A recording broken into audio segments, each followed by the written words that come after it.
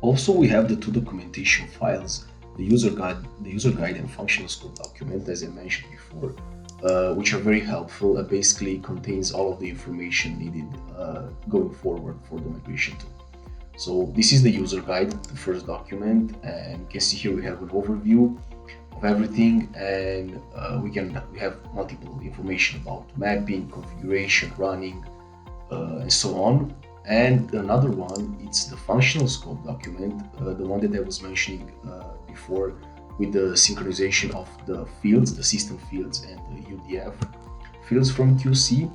And just to show you an example on this one, for example, if we go to entity fields and for defects, we can see exactly the system fields that are in the scope of the migration and their exact target field in Octane, exactly what the migration tool will create. And all of this is done automatically by the migration tool. Okay, so for some of the system fields, the tool will automatically map the field to another system field in Octane. And for example, for some of the system fields in LMQC, the tool will automatically, for the ones that it cannot find an equivalent system field in Octane, it will automatically create a UDF custom field inside Octane. So basically this wraps it up, all of it about the LMQC project. And now we can move to the LM Octane configuration part and overview. Okay, so as for the user that needs to log into LM Octane, this can be either a site admin user or a space admin user. The main point is that the following user, which will be used also to configure the configuration file of the migration tool, will have to be able to create an API access inside LM Octane, through which the migration tool can connect to LM Octane REST API and migrate the data. Now I have here a site admin user, which I will log in inside LM Octane.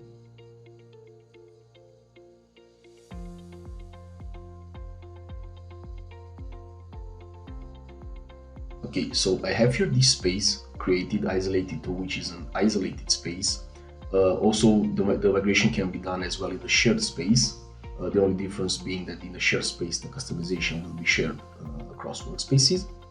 Okay, and I have this demo migration workspaces created, which will be the target of my migration. So basically, the demo project from the LMQC will be migrated inside this workspace in Octane. Now, the first thing that I need to do to configure the LM Octane, to prepare LM Octane for this migration, would be to go in the space level and access your API access, and I need to create an API access. Okay, I will call it migration for these purposes. Okay, and I need to give them different roles. So first, I will need to make it a workspace admin role and select the workspace in which I want to migrate. So this is important because if the workspace that I want to migrate to is not selected as a workspace admin role for the API access, then and the migration will not work. Now another role that we need to assign is also the space admin role for the API access. Select space admin, and this should do it. Okay, so we'll just add the API access. Okay, it generated us the client ID and the client secret, which we will later use inside the configuration file. But for now, we'll just copy them. And the best method to remember them is to copy inside the description the API access and save them. And all of the customization that will come from LMQC will be migrated inside the demo migration workspace. Releases will be moved to releases. Lists will appear here or in the list tab. Okay, and as for the UDFs, they will appear for each entity, for defect, for requirements, manual test, test set, and so on, and runs in the fields tab here.